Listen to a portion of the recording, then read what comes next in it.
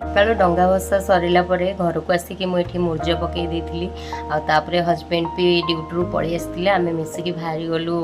जीवाई धामराई मंदिर मु आगुरी भी वीडियो अपडेट करी मंदिर पाखरे बहुत सारा दुकान पड़ी आठी तो मकर मेला हुए बहुत बड़ आकार हुए तो ये जो बिल फिल देखुं से भी बड़ पड़िया आकार होती दुकान बजार पड़े मकर मेला टाइम रे तो आगक मकर मेला तो आसूची वीडियो निहाती भाव मु अपडेट करी तो तापर आम मंदिर भीतर को गलु कि आम गोड़ धोई देलु आ देखो पानीटा के रेड हो जाता कारण समस्त ये अलता लगे